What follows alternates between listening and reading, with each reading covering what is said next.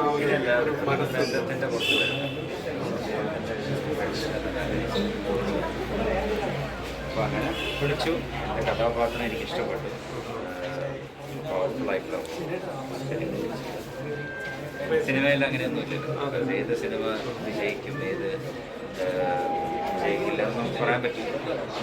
നല്ല കഥാപാത്രം നല്ല സംഭവങ്ങൾ ചെയ്യും. ഞാൻ അധികം അങ്ങനെ സിനിമകളിൽ അഭിനയിക്കുന്നില്ല.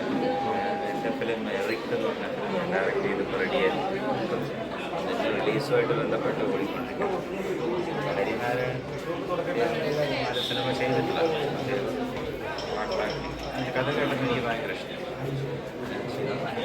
അതിലും നല്ലൊരു വളരെ പവർഫുൾ റോൾ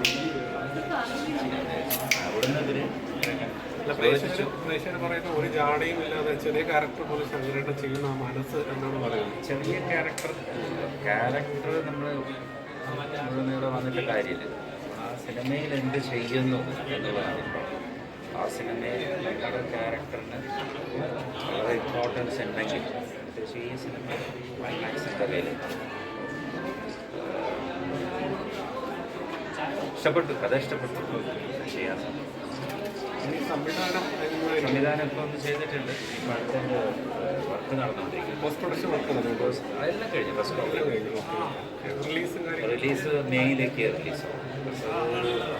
ലണ്ടനിൽ ഷൂട്ട് ചെയ്ത സിനിമ കുറച്ച് പല ഭാഷകളിലും കൊടുക്കാനുള്ള അതിൻ്റെ കാര്യങ്ങളൊക്കെ മെയ്യാവും. മിഡിൽ മഴ നോക്കിയിട്ട് എന്ത് ജോണാണ് സിനിമ? അത് ഹൊറർ. കുറേ കൂടി ഒരു വിഷ്വൽ എഫക്ട്സിനകത്ത് ഒരുപാട് ഇമ്പോർട്ടൻസ് ഉണ്ട്. ആർട്ടിസ്റ്റിനെക്കാട്ടിലും കൂടുതൽ ഒരു graphics visual effects theatrical cinema.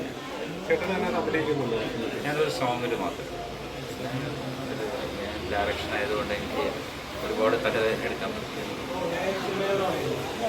ആർട്ടിസ്റ്റുകളൊക്കെ ഒരു ഹേമന്ത് മേനോനുണ്ട്, Deepika Tiwari north Indian actress, പിന്നെ പ്രവീൺ എന്ന് പറയുന്ന പ്രൊഫഡോയിൽ അങ്ങനെ കുറച്ച് ആക്ടേഴ്സുണ്ട്. പക്ഷെ അതിലും കൂടുതലും visual cinema. Okay, all the best. Thank you.